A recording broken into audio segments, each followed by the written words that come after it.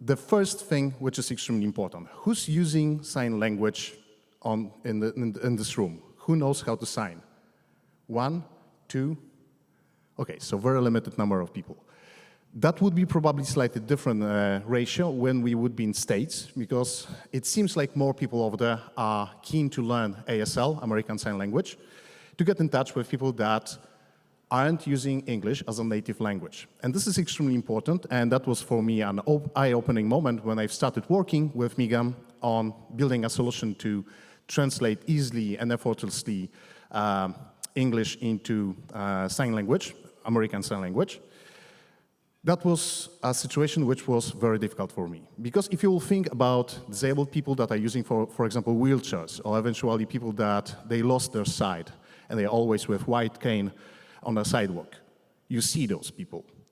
And you've got empathy, so you're already thinking they've got problems in normal life. They need to use special kind of equipment to get to places. They have more difficult lives than we have. But the thing is that if you are looking at deaf persona walking on the street, this person is practically transparent for you, because you don't see those people. Because till the moment that they will open their mouth, or not in this particular case, you won't be able to say that they are deaf. But they've got huge issues with being a part of a society, communities, because they cannot consume internet and communication and services in the same way that we can do. And now, this is really crazy thing for me, because I was really stupid and I wasn't paying attention to this kind of a problem. And I've learned the hard way how difficult it is for deaf people to be a part of community. So one of the friends from the company that I'm working with, he had a situation during weekend that his front wheel in his car was blocked because he parked in the wrong way. Just, you know, guys, we've done it already, probably a couple of times. He just made a mistake, a small mistake. But the problem is that he was a deaf person, and one and only option to get rid of this metal piece on top of the wheel was to call the company that will come and remove it. And he wasn't literally able to solve this issue till Monday. On Monday, he wanted to drive his kids like a normal guy to the school, etc. But he couldn't do this because he wasn't able to communicate, which is something that is effortlessly available for us. We are just taking a smartphone and we are calling to the company, we are solving the issue right away. For this guy, that was an issue that was impossible to be solved. That's a barrier that we aren't aware of. So I'm just trying to push your empathy towards people that are impossible to be seen on the streets, and they're among us, yeah? They've got problems, they've got issues. And we are responsible because we've got skills, we've got technology, we've got everything that is needed right now to solve this issue once for all. So I'm trying to put you in a certain mindset that right now, with this tech that we've got, we may imagine and execute a project which will make everything accessible to deaf communities. Obviously, I'm an AI guy, so the AI is a solution for me. I know that there were a couple of different things that were done in the past. We'll talk about this, because always you may use an interpreter service, etc., but it cannot scale properly. And as Bartek said just before, just a few minutes ago, if you want to do something good, you need to scale it properly, and you need to be aware of that AI is to augment and speed up the processes. So that's the way to go. Guys, so how this problem is in Poland and States, how big it is. It's more or less 3.6% of US citizens that they've got problem with hearing. Out of those 3.6%, we are definitely sure, because statistics are out there, that we've got 2 million people that are using sign language as a native language. So, guys, English isn't a native language for those guys. And all of a sudden, we are facing yet another issue, because most of us, most of you probably, think like, for God's sake, they may just use, like, whenever they will be watching Netflix, they may use closed captions, just see subtitles, yeah, read, which is obvious for you. And all of a sudden, I've learned the hard way that it ain't so simple, because these people, they've got different brains, and the wiring inside is thinking about language in 3D space, in temporal space, because they've learned it. They haven't heard English. So reading is a foreign language for them. So why the hell they should use foreign language whenever they would like to communicate or consume any kind of information? They should be using their native language, because we've got tech and skills, and that's an opportunity that we gotta use to make it happen. So more or less 80 million people all over the world, they are just waiting for any kind of a solution, losing hope slowly, that we won't provide them an option to kind of get rid of those barriers and provide a solution that they will be able to communicate. And we are going to make a big, bold statement that this needs to go away. So the first thing is that Przemek Uśmierek, the boss at Migam, he had a dream that in the future there will be a way of solving this issue via using neural networks. And he spent a lot of time with his teams working on a potential solution. But the problem was that if you want to create a perfect solution, there's not only will and money needed for it, but it's also a proper time frame needed for it. So it was a bit too early. You know, a lot of different situations where technologies were being presented a bit too early, and either way, in this particular case, for example, there wasn't any GPUs ready to make it accessible 24/7. And the other thing is that, probably some of you know, the famous work called Attention is All You Need needed to show up. Transformers needed to be understood by guys like me. And right now we've got all of the bells and whistles, all of the tools that are needed to make it happen, make it functional, and make it work. So that was pretty much this moment in our past that Przemek decided that he will bring the idea to other guys like me, and he will try to make it happen. And that wasn't 2 years ago, that was more than 10 years ago. So that's a really long process to get at this moment. And persistence. And it's really challenging, because if you are thinking about LLMs, large language models, they seem really simple because we do understand language as a structure. So we've got grammar, we've got sentences, inside of sentences we've got words, we've got certain rules that are connecting those words all together, and they're making some kind of a sense in the end. We've got context being created by the proper order of different words being connected all together. The words are bringing value to the table by bringing certain type of information, at the same time connected with different words. Those are creating sentences. Sentences are being brought all together into paragraphs and so on and so on. This is obvious for us. When it comes down to sign language, it's slightly different because we've got different grammar. It's also temporal, but the sign language is based on movement of body, also expression of face, and it's three-dimensional. Those aren't just letters just pushed all together into a single word, and words pushed together with spaces in between, creating sentences. All of a sudden, we've got totally different dimensions in which we need to create this language. So all of the LLM-based kind of models, they weren't sufficient to start making it happen to solve this issue once for all. And this multi-dimensional kind of nature comes with second layer of complexity underneath. Because if you are thinking about 3D body is made out of certain bones that are connected all together. We've got wrists. From wrists in one direction, we've got hands, and those hands, those have metacarpal bones. We've got our fingers, etc., etc. Other way around, we've got forearm and arms connected to our collarbones. We've got our inner skeleton. We are moving our body in 3D space. There's a lot of moving parts. And our brains are wired in such a way that if we'll see a free-handed person, obviously, stable diffusion, hello, you will understand that it ain't natural. The bones need to have constant distance in between wrist and elbow. And all of those things are making it extremely difficult because most of the Gen AI products, they are just hallucinating, but they are guessing close enough.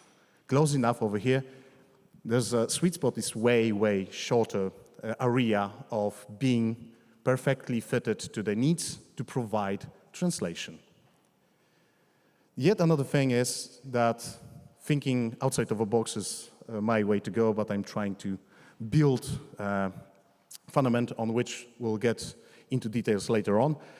Obviously, the solution is simple when you are thinking about the server side and about how is it working on the client side. So we've got a dev person that is just looking at the screen, looking at the avatar, which is 3D rendered persona. This persona is being fed with information from server side, which is practically some kind of an AI, which is converting text or voice into a 3D avatar. Seems simple, yeah? Yeah, okay. So if you are thinking that it's simple, get in touch because we want to hire you. Because it wasn't simple. Previous attempts were failing heavily, and those were like huge fuck-ups. Let's say the proper word to name it. Those were bringing a lot of experience, a lot of knowledge. At the same time, those were dead ends. But to learn that those are dead ends, you need to spend money, you need to spend time, and you need to learn the hard way, because there aren't GitHub repositories from which you may borrow code to start. There aren't any white papers being published how to make it happen. All of a sudden, you are facing a blue ocean where nobody done it before you. And big companies were trying, like Microsoft, like Apple. They've been trying to solve this issue. And all of a sudden, it wasn't so simple, so maybe we should kill the idea, because that's only 80 million people, so they may wait. And they've been waiting. So far as I remember, for last more or less 7 years, Migam was trying to solve this issue. I've joined the team around 2 years ago. And those previous attempts, my jaw dropped on the floor when I heard how difficult the process was. They've been trying Kinect cameras to acquire a cloud of points in 3D space, to acquire a persona signing in 3D space, a lot of data that you need to work with, that you need to clear this data to make it useful. Experimentation with a stereoscopy, so using 2 cameras to have a depth perception for the persona, to create a 3D representation of this persona. Because to build an AI that will be able to solve this issue, you need to provide unprecedented amount of data, which is video, that you will be able to consume in a certain way to provide a proper data set to totally custom AI, totally custom neural network, which will be able to learn via machine learning to provide in the future a model that will be able to inference, so generate output. And all of those ideas were great. The biggest issue was that they were too expensive. And pretty much creating this kind of structure of skeleton, holding those hands in 3D space made of points, etc., etc., that was a very good, plausible solution for the problem, but it wasn't a good solution when you are thinking about spending, let's say, 2 million to get to a moment that you've got 1% of needed data for training the model, without even thinking about what kind of architecture this model should have in the end. So there were a couple of different approaches. They were very important when it comes down to understanding the problem behind the problem, because to make a solution, you first of all need to pinpoint those choke points for the project. And one of those projects was way before AI, which is what kind of a data set should be consumed to get to a moment that the model in the end will be able to provide translation. And to answer this question, we needed to spend some time learning. First of all, not machine learning. And the answer was, it wasn't simple. First of all, we need a lot of data. Everybody knows that a lot of data is a keyword pretty much when it comes down to any machine learning. But the quality of the data is also extremely important, because you know the general rule, guys. If you don't know it, that's one of the things that you should write down and remember from this lecture. Shit goes in, shit goes out. That's the major rule when it comes down to AIs. So you cannot assume that you will have 99% of a proper data set, and all of a sudden you've got a guy that is just walking through the room and this is being read as a skeleton moving in 3D space. This will devastate pretty much the process that you were focusing on to provide proper data for the machine learning process to create this model in the end. Obviously, you may do this the hard way. That was the way that Migam was trying to make it happen. So you're getting a lot of guys with a specialized software written for them, and they are using labels to create this is this sign, you know, tagging different parts, bones, etc., checking everything manually. That's a no-go. Right now, it shouldn't be happening with human beings because it's not cost-effective. So the idea was that in the end, we want to have this app, this service that will be providing translation. But this translation cannot happen and won't be possible without this model, AI model that will be underneath. This model wasn't possible without proper dataset being prepped in a certain way that it will be possible to make it as a massive corpus of data with an extremely high quality.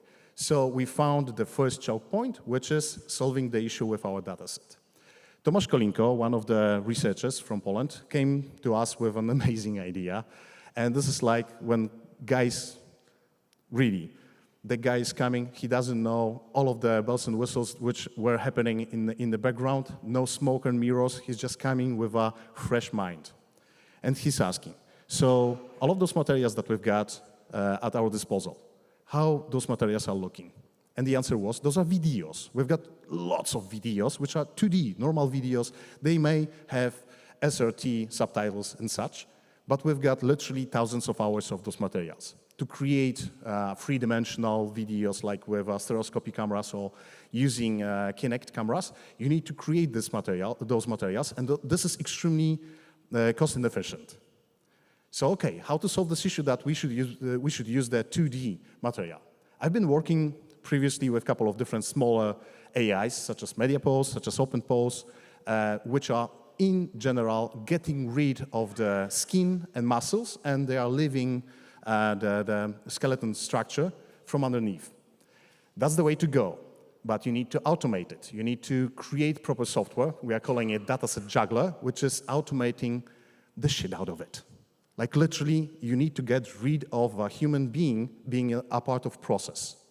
And in the end, as we were thinking about, I don't know, 40, 50 guys working on dataset preparation, one guy was working on dataset preparation. That was me, obviously powered by 28 GPUs. But in the end, it's better to pay for electric power in this particular case and make it happen in 3 months, not in a couple of years, because we are kind of hungry and we want to do more than 30 sign languages, not only one. And that was the way to go. The Migam, I've got old presentation, I see. Nobody changed it. Okay. If anybody would like to have a test drive, just get in touch. We'll give you access to the webpage on which you will be able to have a test drive with our system. And now the technology itself. And we are trying to dive deeper right now and to see where is the end? Where's this moment that we may benchmark ourselves like, yes, we've been successful, we've got model which is cost-effective when it comes down to machine learning and building this model, and afterwards to inference and provide a service to the end customer, and we've got quality on a certain level that meets our standards and standards of our clients, yeah? So the technology comes with datasets that I already said. We need to prep enormous corpuses of data. And we've learned the hard way that we've got lots of videos, and those lots of videos are always not enough. Right now, the BSL, so British Sign Language that we are working on as a second sign language that we are training, we are using more or less 1,600 hours of videos. So this is literally millions of words being used in 3D space with attached meanings, because we've got those in longer sentences. So we've got the whole context, which is extremely important because we don't want to do the machine translation a word to a sign because it won't work. It's not useful solution. We need to translate the whole context. So the data sets in our cases, those were whole programs, TV programs in this particular case, when it comes down to BSL, mixed with some parts of single glosses, so single words in sign languages, to build a robust, really large-scale data sets. And the funny thing is that as we were consuming more and more data, we've learned as well that there's no higher end limit. At the same time, we've learned also that biases are extremely important, and those are becoming a huge problem when it comes down to training this kind of a model. So first thing is that if you've got one interpreter that done everything, you've got bias. This interpreter may have a bigger belly, or he may be a bit taller. He may have some kind of his own idea how to sign certain things. So you need to have diverse group of interpreters. And we've got it. We've got over 40 in case of ASL. So pretty much like a soft median of all of those interpreters is becoming a universal interpreter for us. That's super cool. But there's still yet another problem. One of the providers of BSL, that was Jehovah's Witness. They've got amazing materials about Bible. And they are recorded like on a professional level. Those are amazing. They've got multiple different interpreters doing its job on a top-notch level. I wanted to use this dataset because that was a high-quality dataset that I was 100% sure will become like a backbone for BSL. Right now, we aren't using this data, those videos that they provided to us, because all of a sudden our model became, after training, biased towards being Christian and focused on Jehovah's Witness and Bible. So whenever it was translating like a Jehovah's Witness visiting you during, Sunday. And that was a huge problem, yeah? So the diversity of the data set comes not only from multiple different interpreters that are bringing different shape of bodies, different rules of engagement, because somebody from Wales and somebody from London, they are bringing different knowledge, different kind of experience when it comes down to living their lives as an interpreter. It also comes down to the subject of the discussion.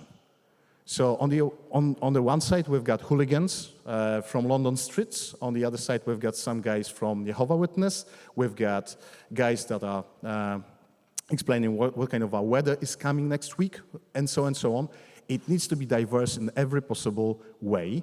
And the more diverse it's going to be, the safer you are in the end that it won't become super orthodox Christian crazy.